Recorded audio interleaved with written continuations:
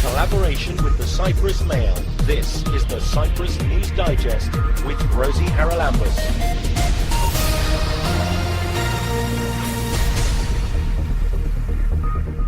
Coming up this week, Cyprus Commissioner for Volunteerism explains his plan to put volunteering into Cypriot school curricula. So what we're going to do from September is appoint in every school unit, there are about 800 school units, for a teacher and a student that will coordinate in the school unit the volunteering and active citizenship. Israeli activist and author Miko Peled overcame family tragedy to speak out for the people of Palestine. And then in 1997, when Smadar was killed, my sister's daughter was killed, my sister Narit stood up and very courageously spoke about the fact that if we're looking for blame, if we're looking for who's responsible, then we need to look at the cause of the conflict. We need to look at who it is that's causing the oppression, who is this that's responsible for the oppression against the Palestinians, who is it that is responsible for the occupation of Palestine, who is it that's killing Palestinians indiscriminately, who is it that's denying Palestinian water and rights and incarcerating thousands and thousands of Palestinians. This is who's responsible for the violence. That is why there is violence. And she very clearly said the Israeli government is responsible for my daughter's death. So that was that shook everybody, including me, when she said these things. And Dave Duros held drumming workshops at the Fengaros Festival last weekend. I just remember going to a shop with Dad and just kind of pointing at a drum kit and him sort of begrudgingly sort of nodding his head like, oh God.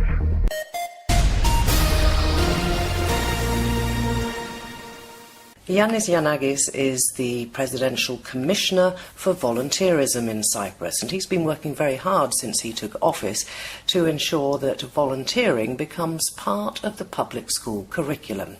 He's just succeeded with a recent announcement to say that it will indeed be included, I think, Yanni, from the coming school year, is that right? From September, yes. So what form is this going to take? Because the private schools, of course, they already do the Duke of Edinburgh's scheme, which is very much on building personality and adventure and volunteerism. Is it going to be the same as that? Well, the idea is to do something similar, but to implement policies in the public schools, you need to have a specific approach to the matter. There is a policy in general to promote volunteering, like the clubs they have in public school, but it's not working very well. It's up to the headmaster or the teachers to take initiatives in volunteering and active citizenship. So what they did is to implement policies that they are specific and clear. So what they're going to do from September is appoint in every school unit, there are about 800 school units, for a teacher and a student that will coordinate in the school unit the volunteering and active citizenship. So this will create a network that will train by us and coordinate by us. So we will know exactly what is going on in schools. The second thing is that every school unit now has to program in every year at least one activity for volunteering and active citizenship. Also, this is very specific. And up to now, it didn't happen. Now they have to do that. But they only have to do it once a year, so it's not an ongoing thing. At least 1 year. At least. So every year, these 800 units, they have to do at least one activity. Imagine that 800 units, school units, have one activity every year at least for volunteering. Something it didn't happen until now. Okay, but when you say one activity, what are you giving guidance on what these activities could be? Yes. First of all, that's what we will train them in September and tell them that volunteering is not something that you present in a teacher style approach. You have to live it. You have to experience it. So when you're talking about activity in schools, we mean that activity that the students, they will participate and feel this volunteer experience. This can happen in different ways, but this approach will be coordinated and trained by us, so it will give them the correct approach to the matter. The third thing is to create a good practice book. We will take good practices from every year for all these 800 school activities and create a good practice book that will give examples to teachers, students that they never had the experiences of volunteering and active citizenship. And of course, the other thing is to use their excursions they have, all the school units, also to promote volunteering. So it's a combination of different things. It's a new thing in the public school. It's a new thing because it's specific and very clear where we are and where we want to go. Right. A lot of people might say that, all right, you say at least once a year. Let's assume that people really grasp this in the schools and they say we're going to do 4 events a year. That is 4 days out of 365. Is that enough to really get the ethos of what you're trying to achieve into a young person's mind? I mean, a lot of people will say it should be something that is ongoing, like a 3-month thing they do for the Duke of Edinburgh's Bronze Award, a 6-month for the Silver Award, and so on, so that they actually feel that they are participating and seeing results, because that's the most important thing very often for young volunteers, is that they see the difference they make. You're right, but the problem with public schools always we facing with the approach of we don't have time. We don't have time to teach. We have to teach more, not to do other activities. So hang on a minute, the volunteering is going to be within school hours? That's the idea. The one thing is we will Surely that sort of defeats the object, because volunteering is giving of your free time in order to help your community. Yeah, but to start passing this message, you need to start organizing the school as a whole to have this approach of promoting volunteering. If you leave them to do it in their free time, most of them they won't do it. So it's not going to be obligatory, but this is the point, Yanagis. If you have to get, in order to get your end-of-term report, you have to have so many ticks on your volunteer or community work, then they have to do it, whether it's Saturdays, Sundays, or evenings, or whenever. What are you talking about is the recognition of informal learning, non-formal, informal learning. That's what you're talking about. In the public schools now, there is nothing compared to what they have in the private school or in universities. We are in the process of recognize this approach of the non-formal, informal learning. But now what we want to do is to, let's say, force in a good way the public schools to get involved in volunteering, not actually give them points because they are doing this in their public school time. At least give them the knowledge and the experiences that there is this sector that is very important, and this sector is a very important policy for us, and you're going to do that in schools at least one time, but this will start building up in their free time. You cannot force the teachers and the students 800 units to work outside of the school hours. But what we're going to do, we will start building this approach from schools and then building up in their free time. So you're hoping that eventually it will become something that the schools do out of school hours as part of community service? That's the idea. The idea is to, because up to now it's up to the headmaster and the teacher if they take initiative and if they have the time to do it in their free time, this is very few teachers that do it. If you force them that it is in your program now, this will create a dynamic that will bring more students, because don't forget, as I said before, it's one teacher in every school unit and one student. So the student will have also the coordination of the other students in school. So it's the teachers and the students. The students, if you start giving them these tools and knowledge, what they can do in volunteering, will start building up in their free time, which is our objective, to take this dynamic and put it in their free time. But you have to start from somewhere. It's very unique for Cyprus. It's very unique for the public schools to do that. But how are you going to measure the success and how much is actually getting done? That's why, as I said before, this network of 800 students and teachers, we will have meetings, evaluation meetings, organization meetings of how to go about and how we can improve and how we can promote more the schools to be active in community, as you said, at local level and in free time.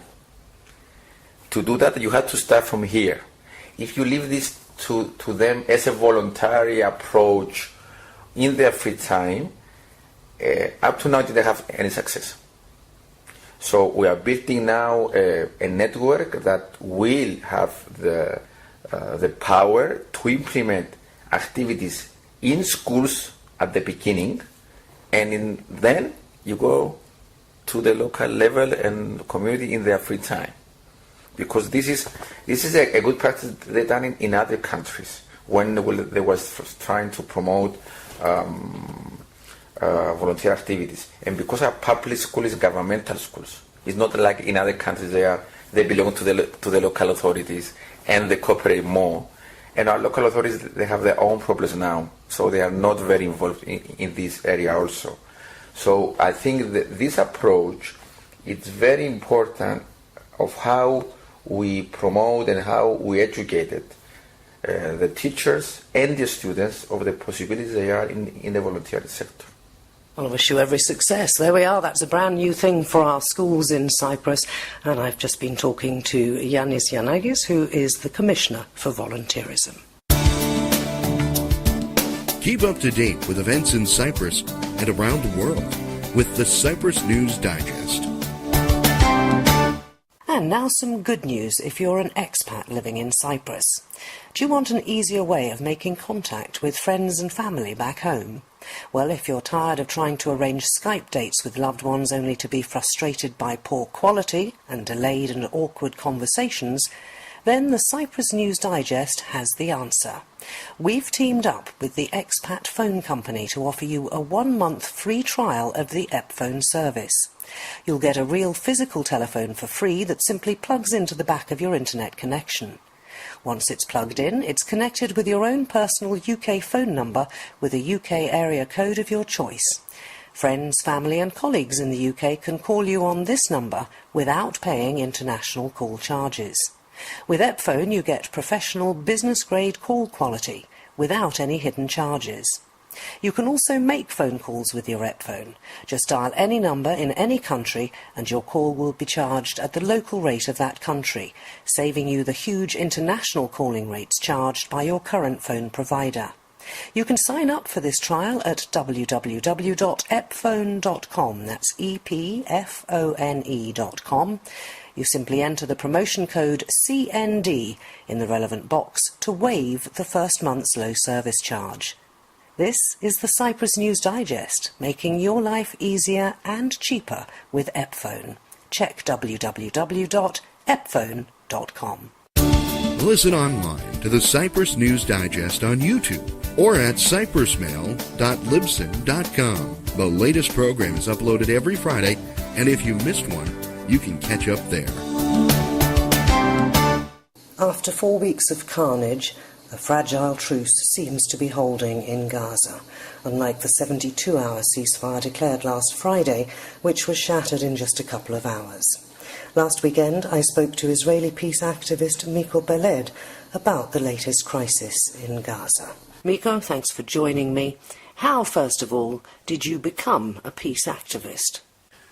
Well, activist, I don't know if peace activist is a word, especially under the circumstances. I don't think peace is perhaps no longer the appropriate term, but certainly activist, a pro-Palestinian activist. Well, it's a rather long story, which is why I have a book. That's why I wrote The General Son, because it's a rather long story. But the short reply would be that as these things are, it's always a gradual process. But I think, if you want to pinpoint it, The strongest thing that drove me was when I began meeting with Palestinians and kind of opened myself up to the possibility that the Zionist narrative upon which I grew up is not true, and that the Palestinian narrative has merit.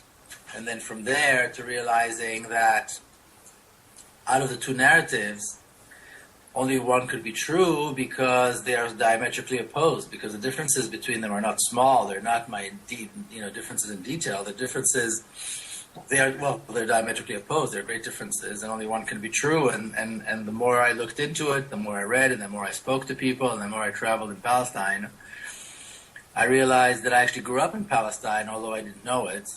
I thought it was all called Israel. I grew up with people that I never met, an entire civilization, an entire nation that were my neighbors and I never met, and these were the Palestinians.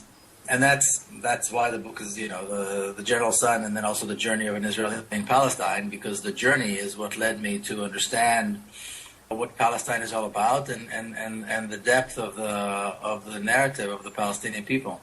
You've got personal experience of this because I understand your niece was killed in a terrorist attack. And yet, from what I understand, that has actually, in a way, brought you and your close family, particularly your sister, the child's mother, very much more into focus about the issues that are underlying this whole situation.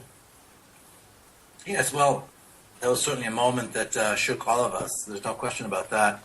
I was born into the situation. My family's been involved in the establishment of the State of Israel and the military for, since the very beginning. My grandfather was one of the signers of the Israeli Declaration of Independence. My father was a general during the 1967 war. I was raised very deeply in this, not so much as an observer, but as somebody whose entire family is involved in the process.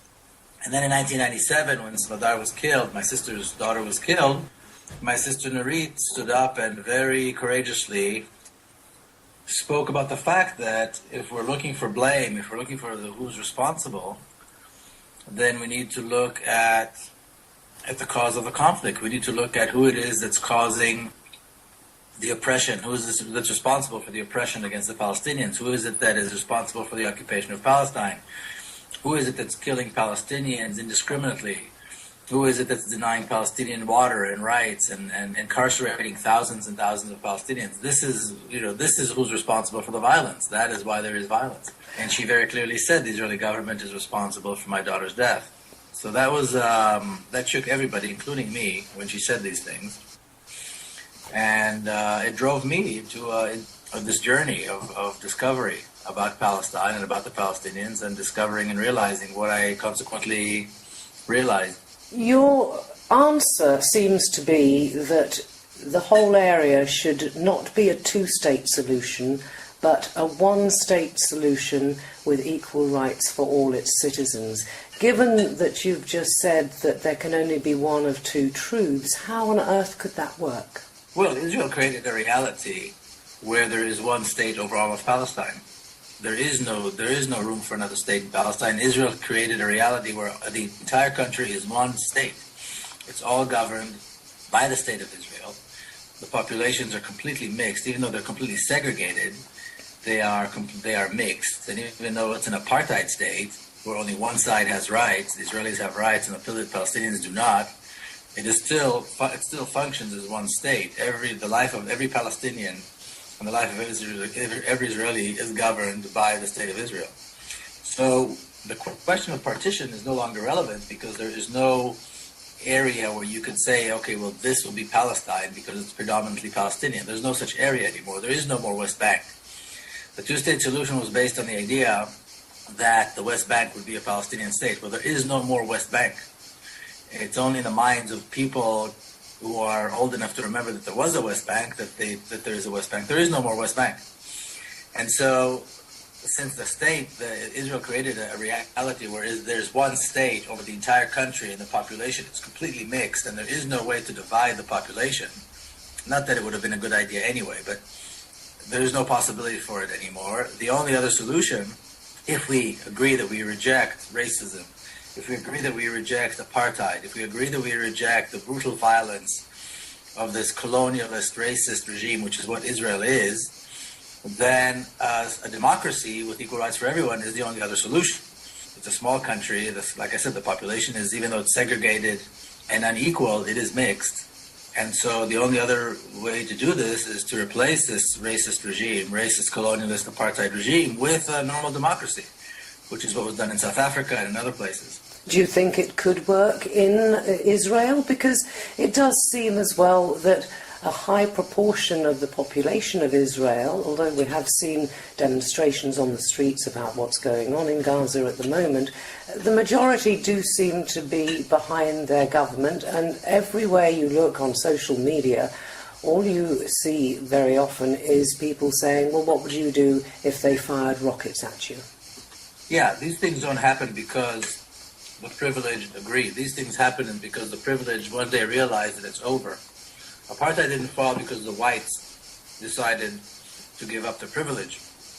In South Africa, apartheid in South Africa fell because the whites in South Africa realized they can no longer function like this, and they have no choice.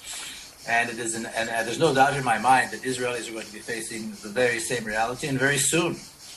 Not because they want to, not because no privileged group ever wants to or is willing to give up their privileges, but because it is no longer sustainable. Besides the fact that it's morally wrong and unjust, it is not sustainable. There is already a majority of Palestinians living there. Out of 12 million people, 6.1 million today are Palestinians. We know that in Gaza alone, there are going to be another 500,000 people in the next 5-6 years. The reality that Israel created in Gaza is, besides being criminal, is not sustainable. You can't have 2 million people living without water, without proper medicine, without proper nutrition, without the ability to travel or trade or live as normal people do. And mind you, this is a 5-minute, like 2 miles away from modern Israeli cities where life is completely normal, where everybody has electricity and as much water and as much medicine as they want, where life is, like a modern functioning state. The bottom line, though, Miko, I'm being devil's advocate here, is that you have surely to get Hamas to stop firing the rockets. I think thinking people understand exactly why they're firing the rockets, because, as you say, they're living in conditions that we've seen so many people say, I'm either going to die slowly or I might as well go quickly. I mean, they seem to be completely without hope. You do have to persuade, don't you, if you're going to have two people who have so much hatred between them living together, you have to have some way of bringing them together. Do you think that Hamas would play along with your scenario and stop any form of, if you like, retaliation? Hamas is a resistance organization. The only reason Hamas exists is because of the oppression and the brutality of the Israeli occupation in Palestine. Resistance organizations are created in response to oppression. They don't come out just out of nowhere. Hamas is a resistance organization, and everything they do, both politically and, if you want to call it militarily, although it's not really military, is in response to the oppression. It's a resistance organization, and it's sanctioned by international law, and it's sanctioned by United Nations resolutions. People have a right to fight for their freedom and for their independence. So as soon as there's a breakdown, as I truly believe there will be, and sooner than what most people think, of the Zionist regime, the two sides will inevitably have to go to the polls and have free and fair elections that include everybody, Israelis and Palestinians. And then we move on from there. The only, like I said, resistance ends as soon as the oppression ends.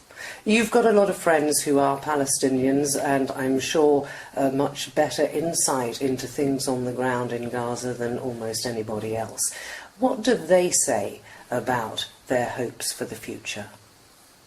Well, it's very interesting when you talk to the difference between what you hear when you talk to Israelis and what you hear when you talk to Palestinians is very interesting. When you talk to Palestinians, the conversation is almost always, how can we get along? How can we get beyond the violence? How can we get beyond the conflict? I visited the home of Nadim Nawara, who was a young man who was murdered by Israeli forces at a protest near Ofer prison in May. And I sat there with the family and so forth, and near Ramallah, and that was a conversation. conversation is not all Jews are our enemy, not all Israelis are the problem. The problem is that we have this injustice and we need our freedom, and then we can live as normal people. The conversation in Israel, whether you're in a taxi, whether you're in the street, whether you're listening to the news, whether you're listening to politicians, regardless of where you are, is always about how more can we kill, how many more Palestinians can we kill, how can we crush them harder, how can we destroy Gaza more.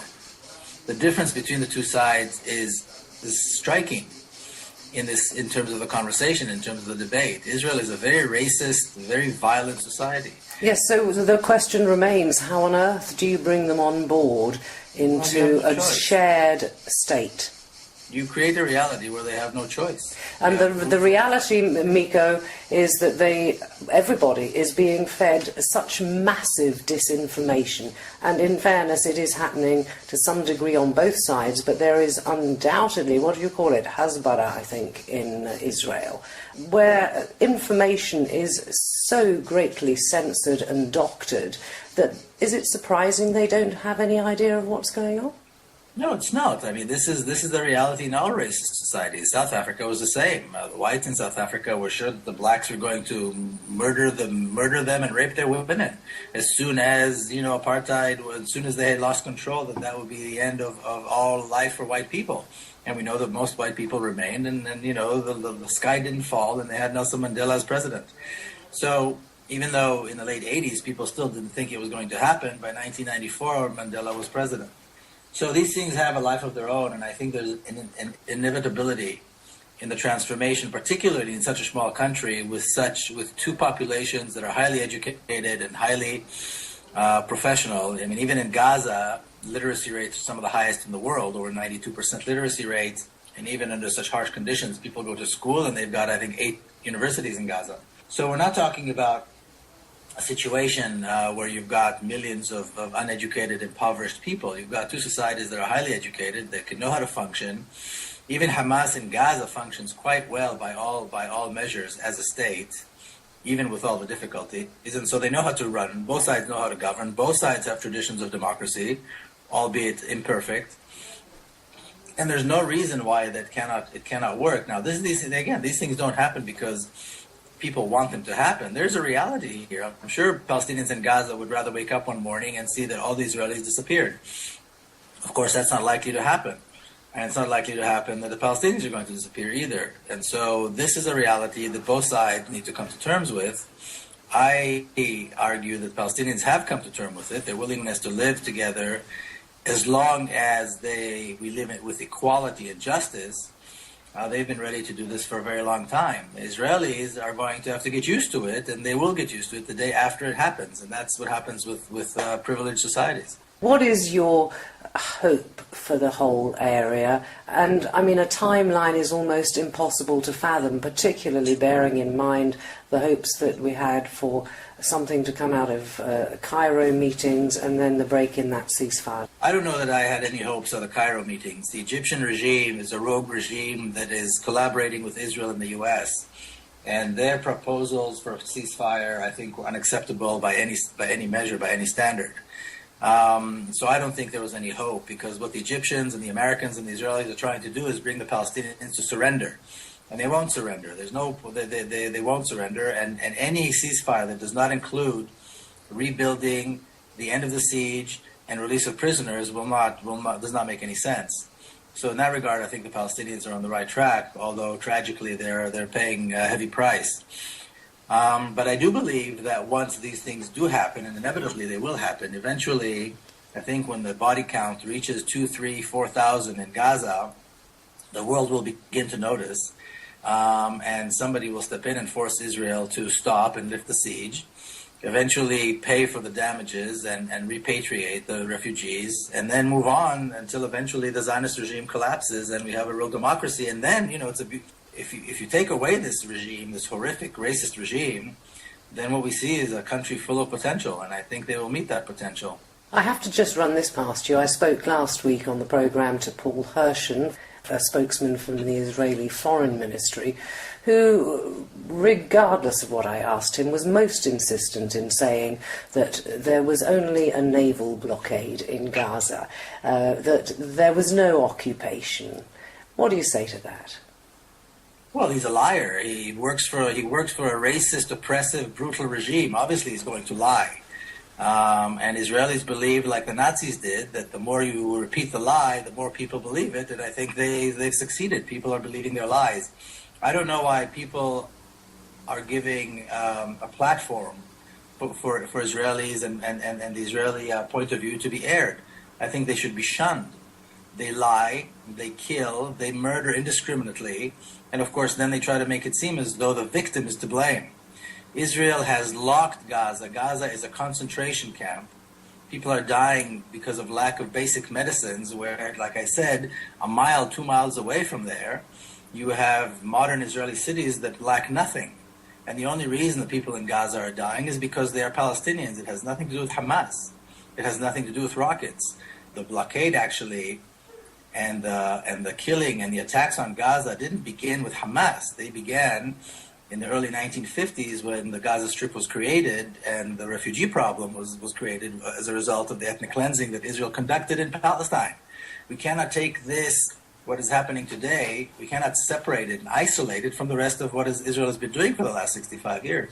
This is why there's a problem. And the only solution will come when this racist, insane, violent regime falls and is replaced with a real democracy. Miko Peled, thank you so much for joining me. Thank you. Miko Peled, he's an author, he's written a book called The General's Son, and an activist, also an expert on the situation in Palestine.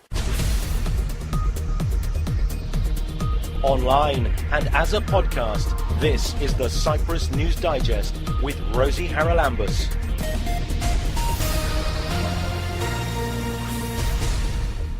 The Fengaros Festival had thousands of youngsters up in the lower foothills of Cyprus mountains last weekend, and one of the star turns was Dave Duros. He's worked with some of the very big names in music, and interestingly, he was also there for several days before the actual festival took place, doing drumming workshops. He joins us now on the Cyprus News Digest. Dave, thanks very much indeed for joining us, and I've been reading a little bit about you, fascinating biography, because it says that you were born and raised in a music house in Rome. Now, what does that mean exactly? What does it mean? It means that my father's a musician, and so I grew up around music a lot. And my mother isn't a musician by profession, but she's a musician, and she comes from a family of artists. My grandfather was an artist. So, I was just surrounded by music a lot. And I guess that's something that's very special for a youngster, and I think I'm right in saying that it was all sorts of different types of music as well. So presumably you've had a lot of different influences on the music you make now. Yeah, I mean, I think I like to think that I just like music. I go through periods where I prefer, I really get into something and I really pursue it. But in general, I just like a lot of music from all areas. You started off, I think, with the piano. What made you switch to drumming?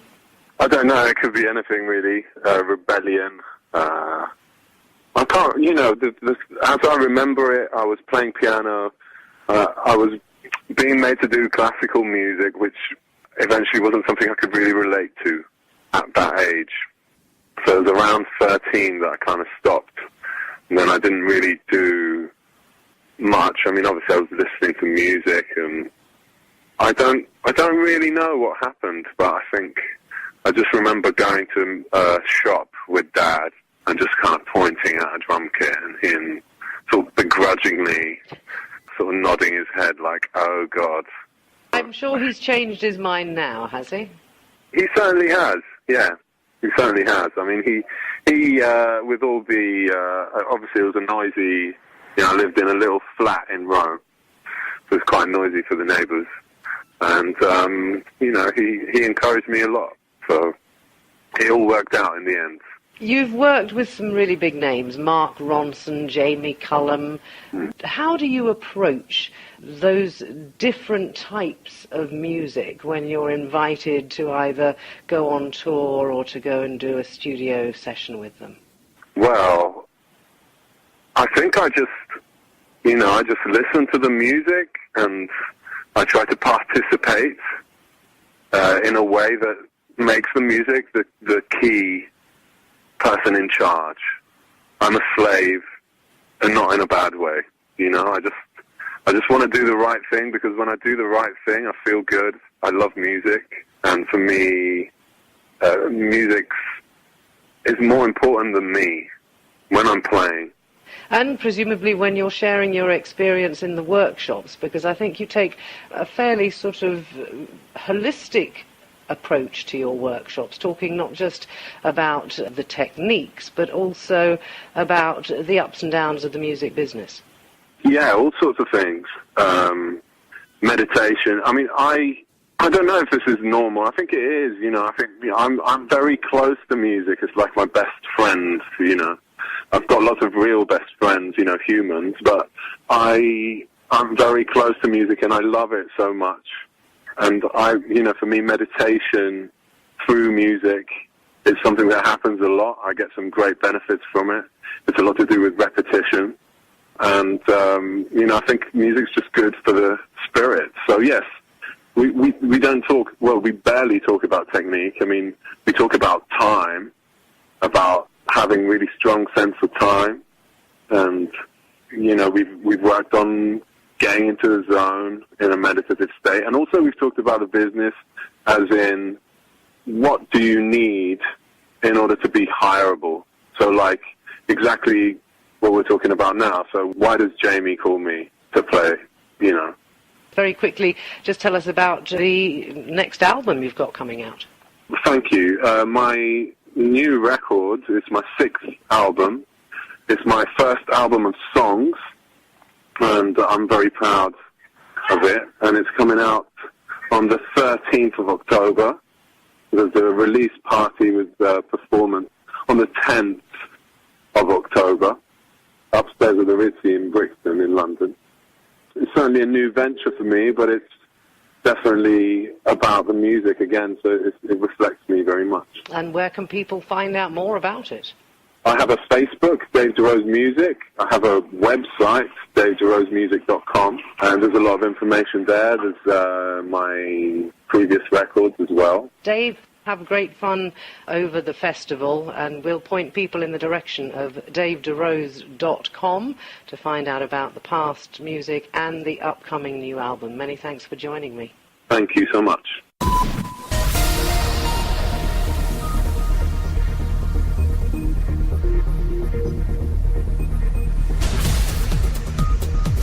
Well, that about wraps up this edition of the Cyprus News Digest. Many thanks for your company.